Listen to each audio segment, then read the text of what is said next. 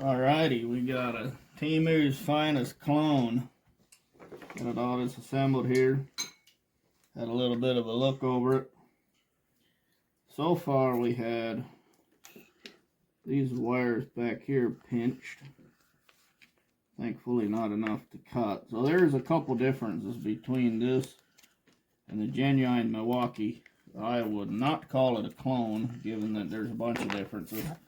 Milwaukee doesn't have this back cap. I haven't had a Milwaukee apart. This is fake.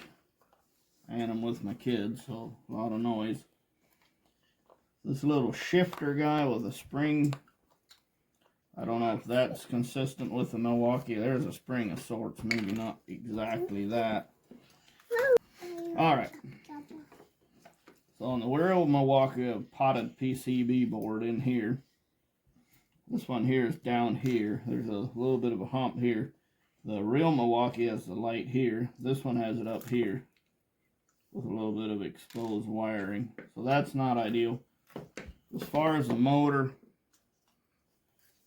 it's got molybdenum magnets in here. It's got a fair punch for a magnet, but this tiny gear is kind of worrying. Makes one wonder if it's real steel or powdered metal. And then the appropriately sized bearing. It's pretty wide, but it's still pretty tiny, but not as tiny as that gear.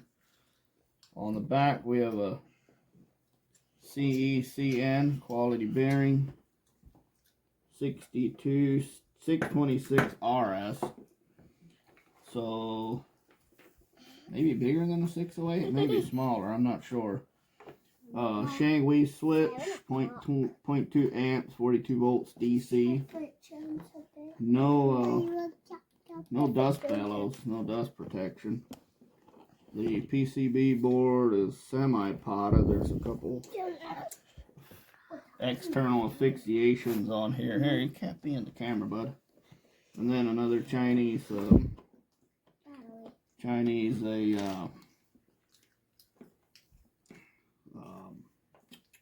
what are they called? Capacitor. For current smoothing, presumably. So that's about all I've got to say on this. There's no branding, obviously. The only thing is this brushless cast in here. I did have a look. One of these parts is a glass fiber reinforced. This piece was unmarked apparently. There's a couple mold release, a little bit of a manual machining marks on that. There's a bit of a sparkle to the plastics.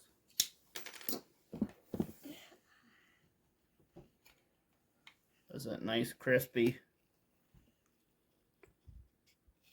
glass fiber sound. That's probably a pretty good quality product, along with the usual Chinese electronics. That's where the fire pinch is happening. So we're going to fold that down in there. Go ahead and put it back together. This asphyxiation on front here is just plastic. I don't know if that's metal. That actually hit a screw. So we're going to set this gearbox back in. The shifter bail upright. Okay, well, let's guy go in here, get that engaged. Okay, the clip's in there. A little bit of trouble shifting this arrangement without the drill turning. I haven't fired it yet. Oh, and it does have a 3/8 chuck instead of the 1/2 inch it's supposed to be. Okay, check the pinch wires one more time. Set this guy together. So, it's a nice hefty quality feel. Okay, I don't feel that going together like it. Oh, there we go. Just a shifter. I'll drop that motor in the back here. Get that engaged. Alright, according to Milwaukee Breakdown, they're wanting the screw in first. That is glued in there hard. Okay. Milwaukee on Milwaukee action.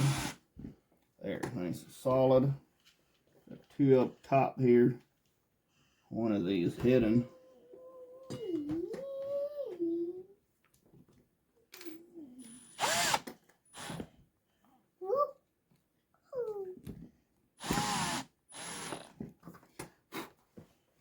Okay, drop the rest of these guys in here. Get them cinched down.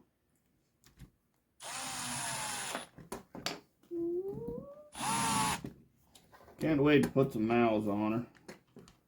I'm feeling that this is going to be a good tool, but it would be another $50 or $60 to upgrade this chuck over to the real Asian one, the real Japanese one. So the long screw is going to go up front.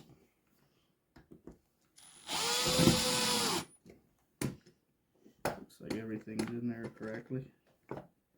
Yep. Where's the Hammerdrill? Second long screw.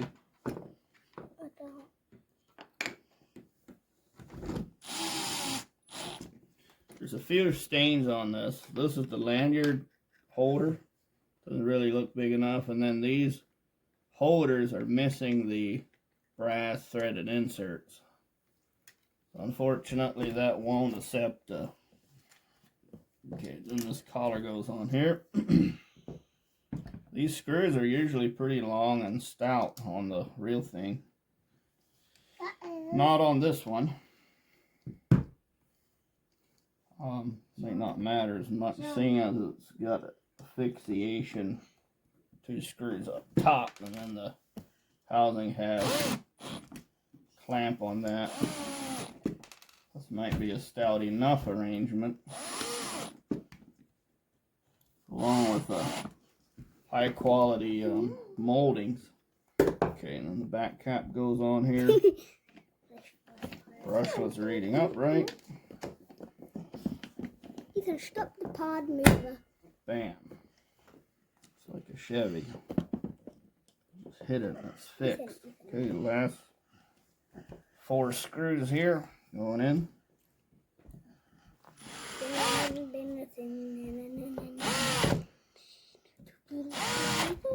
Ooh. All right. Let's have a look. Let's have a listen.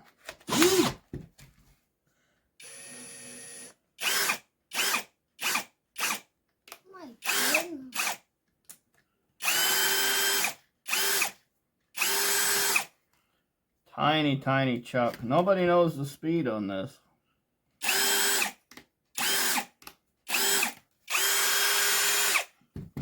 Doesn't stink too bad.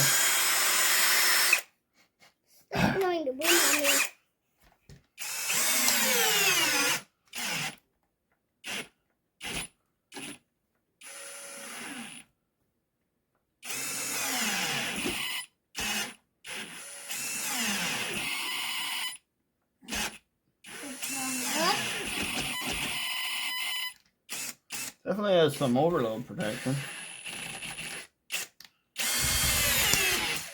Oh, the chuck even sounds right.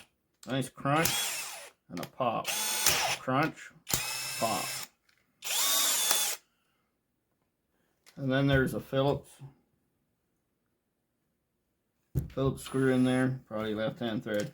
I might try and upgrade this chuck, because even the old Field 12 volt from 2015 is still struggling on.